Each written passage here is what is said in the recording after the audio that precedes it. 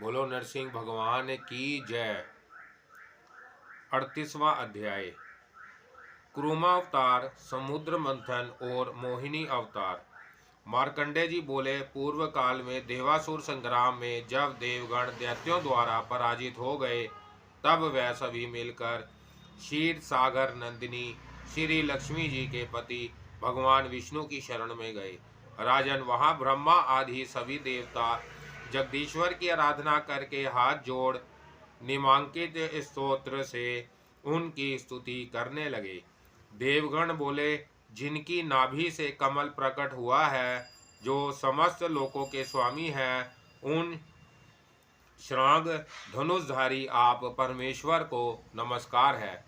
संपूर्ण विश्व और सारे देवता जिनके स्वरूप है, उन मधुकैटव नाशक केशव को बारंबार प्रणाम है। करुणा कर भगवान, हम सभी देवता भगवान दैत्यों द्वारा युद्ध में हरा दिए गए हैं। हमें विजय प्राप्त करने का कोई उपाय बतलाइए। आपको नमस्कार है। मार्कंडे जी बोले, देवताओं द्वारा इस प्रकार सतवन किए जाने पर देव देव भगवान जनार्दन ने उनके समक्ष प्रकट होकर कहा। श्री भगवान बोले, देवगण, तुम सब लोग वहां जाकर दानवों के साथ संधि कर लो और मंद्राचल को मथानी बनाकर वासुकी नाग से रस्सी का काम लो। फिर शीघ्रता पूर्वक समस्त औषधियों को लाकर समुद्र में डालो और दानवों के साथ मिलकर ही क्षीर सागर का मंथन करो। देवताओं, इस कार्य में भी तुम लोगों की सहायता करूंगा। समुद्र से अमृत प्रकट होगा, जिसको पान करके उसके प्रभाव से देवता क्षण भर में ही अत्यंत बलशाली हो जाएंगे। महाभागो, उस उत्तम अमृत को प्राप्त कर इंद्रादि तुम सभी देवता अत्यंत तेजस्वी, रण में पराक्रम दिखाने वाले और महान उत्साह से संपन्न हो जाओगे। तदंतर तुम लोग दानवों को जीतने से समर्थ हो सकोगे, इसमें संशय नहीं है। देव देव भगवान के द्वारा इस प्रकार कहे जाने पर सभी देवताओं जगदीश्वर को प्रणाम करके अपने स्थान पर आए और दानवों के साथ संधि करके क्षीर सागर के मंथन के लिए उत्तम आघोद भोग करने लगे। राजन, बलि ने अकेले ही मंदर नामक महान पर्वत को उखाड़कर समुद्र में डाल दिया तथा नरपोत्तम देवता और दैत्यों ने समस्त औषधियों को लाकर समुद्र में डाला। राजन, भगवान नारायण की आज्ञा से वासुकी नाग वहां आए और समस्त देवताओं का हित साधन करने के लिए स्वयं भगवान विष्णु भी वहां पधारे। तदंतर सभी देवता और असुरगण मां भगवान विष्णु के पास आए और सब लोग मित्र भाव से एकत्र होकर क्षीर सागर के तट पर उपस्थित हुए। नरप, उस समय मंदराचल को मथानी और वासुकी नाग को रस्सी बनाकर अमृत निकालने के उद्देश्य से अत्यंत वेगपूर्वक समुद्र का मंथन आरंभ हुआ। भगवान विष्णु ने उस समय समुद्र मंथन के लिए दानवों को वासुकी के मुख की ओर और देवताओं को पुच्छ भाग की ओर नियुक्त किया। राजन, इस प्रकार मंथन आरंभ होने पर नीचे कोई आधार न होने के कारण मंदराचल जल के भीतर प्रविष्ट होकर डूब गया। पर्वत को डूबा देख भगवान मधुसूदन विष्णु ने समस्त लोकों के हित के लिए सहसा क्रूम रूप धारण किया और उस रूप में अपने को मंदराचल के नीचे प्रविष्ट करके आधार रूप हो उस मंदर पर्वत को धारण किया तथा दूसरे रूप से वह भगवान केशव पर्वत को ऊपर से भी दबाए रहे और एक अन्याय रूप से वह भगवान जनार्दन देवताओं के साथ रहकर नागराज वासुकी को खींचते भी रहे। तब वह बलवान देवता तथा असुर पूर्ण शक्ति लगाकर बड़े वेग से क्षीर सागर का मंथन करने लगे। नरप श्रेष्ठ, तदंतर उस मथे जाते हुए क्षीर सागर से अत्यंत दुस्सह कालकूट नामक विष प्रकट हुआ। उस विष को सभी सर्पों ने ग्रहण कर लिया। उनसे बचे हुए विष को भगवान विष्णु की आज्ञा से शंकर जी ने भी पी लिया। इससे कंठ में काला दाग पड़ जाने के कारण उनकी नीलकंठ संज्ञा हुई। इसके बाद द्वितीय बार के मंथन से ऐरावत, गजराज और ऊंचे श्रवा घोड़ा ये दोनों प्रकट हुए। यह बात हमारे सुनने में आई है। तृतीय आवर्ती से परम सुंदरी अप्सरा का आविर्भाव हुआ और चौथी बार महान वृक्ष परिजात प्रकट हुआ। पांचवी आवर्ती में क्षीर सागर से चंद्रमा प्रकट हुए। नरेश्वर चंद्रमा को भगवान शिव अपने मस्तक पर धारण करते हैं। ठीक उसी तरह जैसे नारी ललाट में स्वास्तिक बैंदी या आभूषण धारण करती है, इसी प्रकार क्षीर सागर से नाना प्रकार के दिव्य रत्न, आभूषण और हजारों गंधर्व प्रकट हुए। इन अत्यंत विस्मयजनक वस्तुओं को उस प्रकार उत्पन्न देख सभी देवता और असुर बहुत प्रसन्न हुए। तदंतर भगवान विष्णु की आज्ञा से मेघगण देवताओं के दल में स्थित हो मंद मंद वर्षा करने लगे और देव वृंद को सुख देने वाली वायु बहने लगी।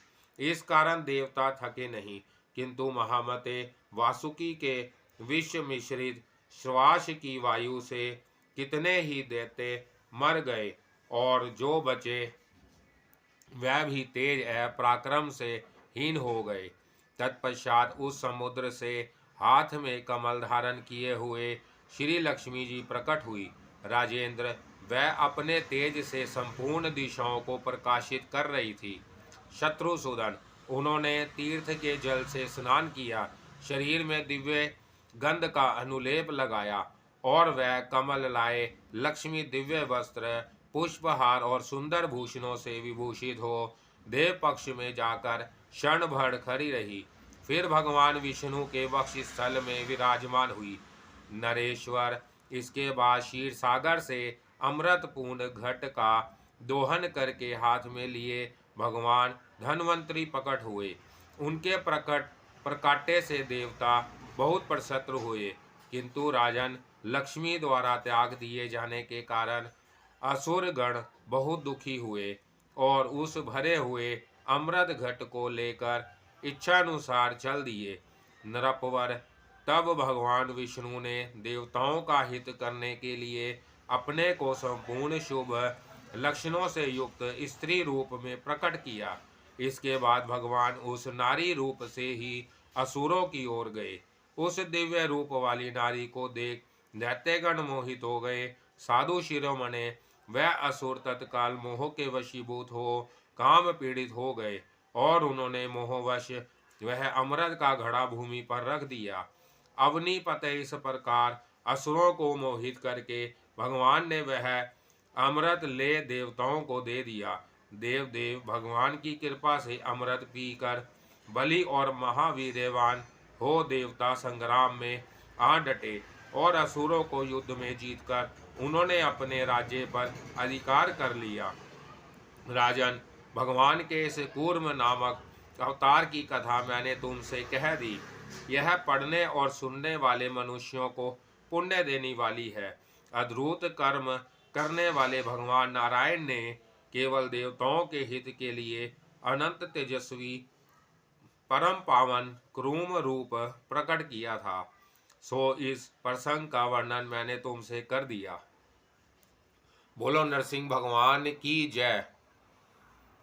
बोलो नरसिंह भगवान की जय। 29वां अध्याय 39वां अध्याय वराह अवतार हिरण्यकश्यप वध। मार्कंडेय जी कहते हैं, नरेश्वर, इसके बाद मैं भगवान के वराह नामक पावन अवतार का वर्णन करूंगा। तुम एकाग्रचित होकर सुनो।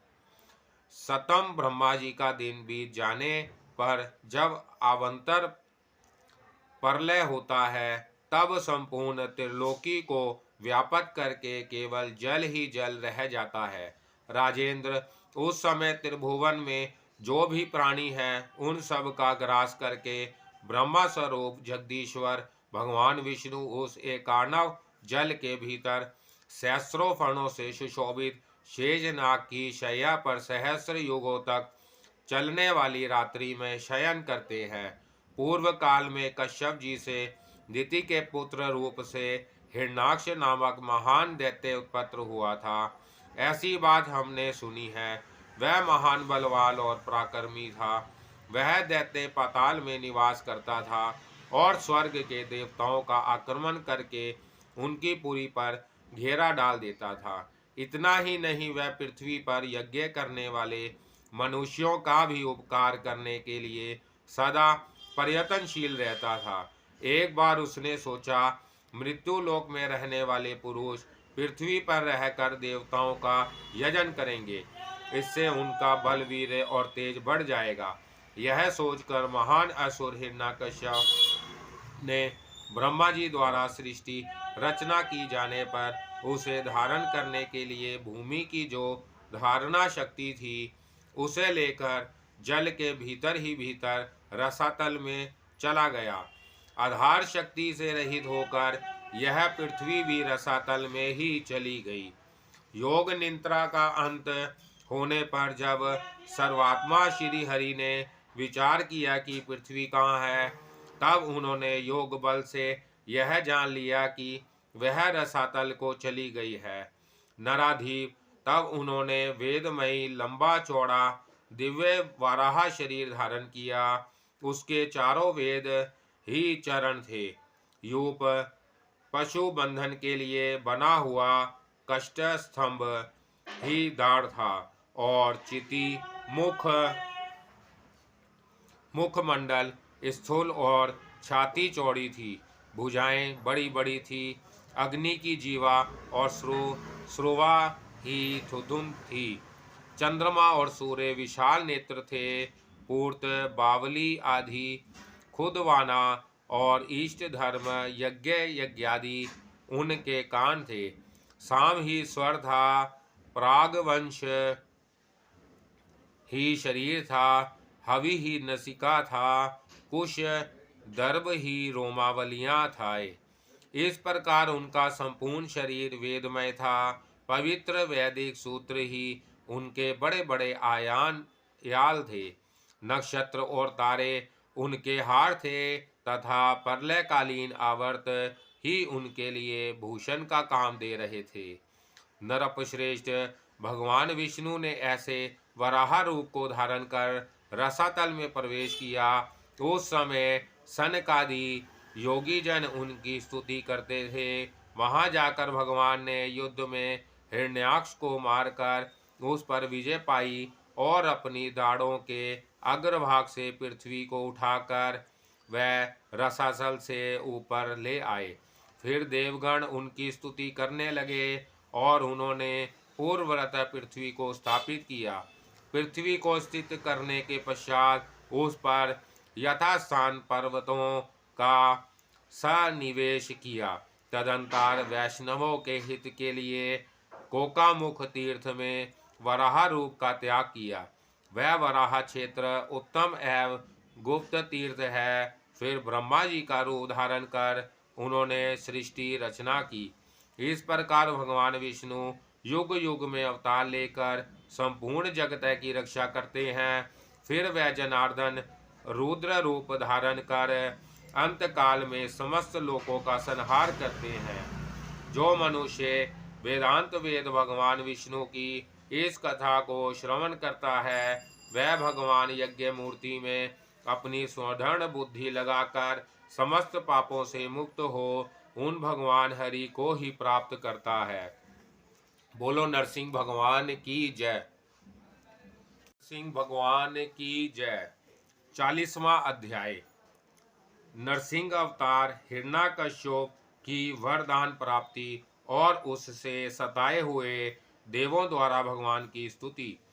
मार्कंडे जी बोले, राजन, इस प्रकार मैंने तुमसे भगवान विष्णु के वराह अवतार का वर्णन किया। अब नरसिंह अवतार का वर्णन करूंगा, सुनो। पूर्व काल में दिति का पुत्र हिरण्याकश्यप महान प्रतापी हुआ। उसने अनेक सहस्र वर्षों तक निराकार रहते हुए तपस्या की।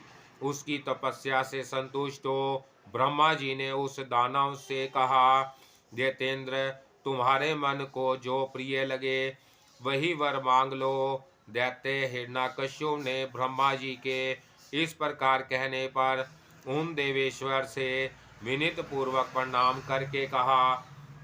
हिरण्यकश्यप बोला, ब्राह्मण भगवान, यदि आप मुझ पर वर देने को उद्यत हैं तो मैं जो जो मांगता हूँ वह सब देने की कृपा करें। मैं ना सूखी वस्तु से मरूं, ना गीली से, ना जल से, ना आग से, ना काठ से, ना कीड़े से, और ना पत्थर या हवा से ही मेरी मृत्यु हो। ना शूल अथवा किसी और शस्त्र से, ना पर्वत से, ना मनुष्यों से, ना देवता से, असुर से, गंधर्व अथवा राक्षसों से ही मरूं। ना किन्नरों से, ना यक्ष से, विद्याधर से अथवा भुजंगों से, ना वानर तथा अन्य पशुओं से, और ना दुर्गा आदि मात्र गणों से ही मेरी मृत्यु हो। मैं ना घर के भीतर मरूं, ना बाहर, ना दिन में मरूं, ना रात में, तथा आपकी कृपा से मृत्यु के हेतुभूत अन्य कारणों से भी मेरी मृत्यु ना हो। देव देवेश्वर, मैं आपसे यही वर मांगता हूँ। मार्कंडे जी वो कहते हैं, राजन, दैत्यराज हिरण्यकश्यप के यो कहने पर ब्रह्मा जी ने उससे कहा, दैत्येंद्र, तुम्हारे महान तप से संतुष्ट होकर मैं इन परम अद्भुत वरों को दुर्लभ होने पर भी तुम्हें दे रहा हूँ। दूसरे किसी को मैंने ऐसा वर नहीं दिया है और ना दूसरों ने ऐसी तपस्या की ही है। दैत्यपते, तुम्हारे मांगे हुए सभी वर मैंने तुम्हें दे दिए, वह सब तुम्हें प्राप्त हो। महाबाहो, अब जाओ और अपने तप के बड़े हुए उत्कृष्ट फल को भोगो। इस प्रकार पूर्व काल में दैत्यराज हिरण्यकश्यप को अभिष्ट वर देकर ब्रह्मा जी अपने परम उत्तम लोक को चले गए।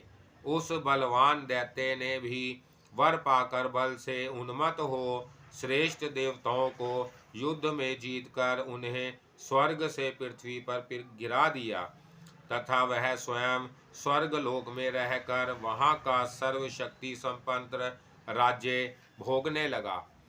नरेश्वर, इंद्रादि देवता, रुद्र तथा ऋषिगण भी उसके भय से मनुष्य रूप धारण कर पृथ्वी पर विचरते थे।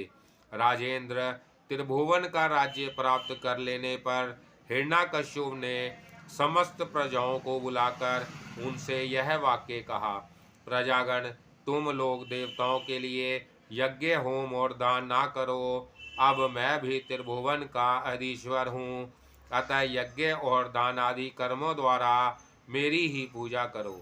राजन, यह सुनकर वह सभी प्रजाएं उसके भय से वैसा ही करने लगी।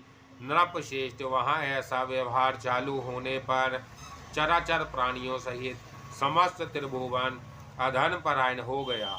सब धर्म का लोप हो जाने से सबकी बुद्धि पाप में प्रवृत्त हो गई।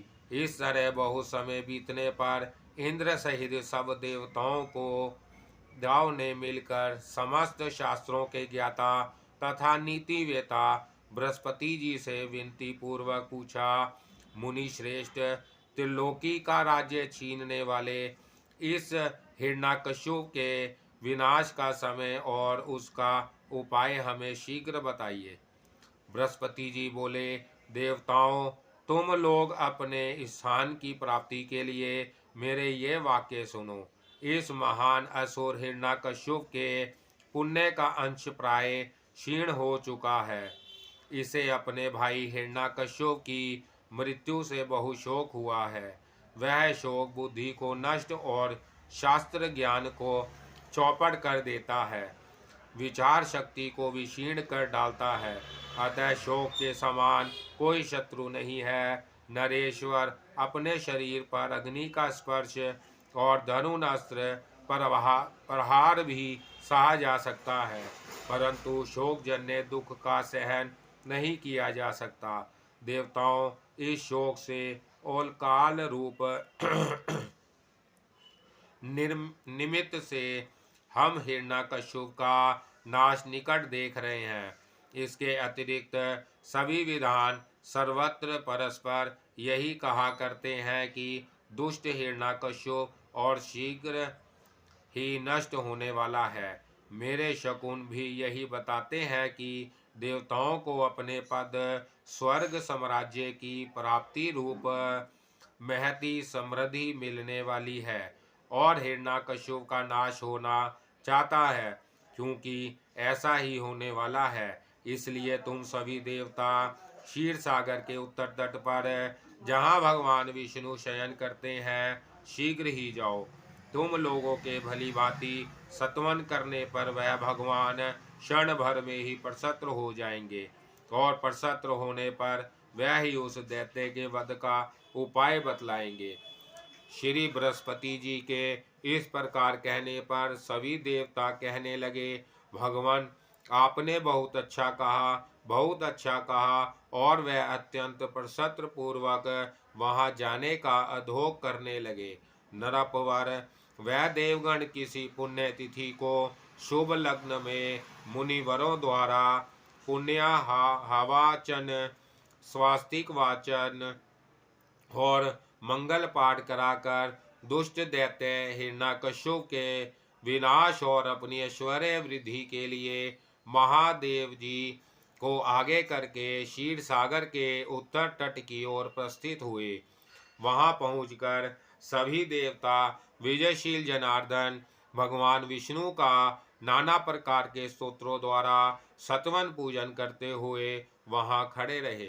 भगवान शंकर भी भक्ति पूर्वक एकाग्रचित से भगवान जनार्दन के पवित्र नामों द्वारा उनकी स्तुति करने लगे। श्री महादेव जी बोले, विष्णु, जिष्णु, विभु, देव, यज्ञेश, यज्ञपालक, प्रभ विष्णु, सहशिष्णु, लोकात्मा, लोकपालक, केशव, केशिहा, कल्प, सर्व कारण कारण, कर्मकृत, वामनाधीश, वासुदेव, पुरुदुष्ट, आधिकर्ता, वराह, माधव, मधुसूदन, नारायण, नर, हंस, विष्णुसेन, हुताशन, ज्योतिष्मान, द्युतिमान, श्रीमान, आयुष्मान, पुरुषोत्तम, वैकुंठ, पुंडरीकाक्ष, कृष्ण, सूर्य, सुराचिरहित, चिर्चित,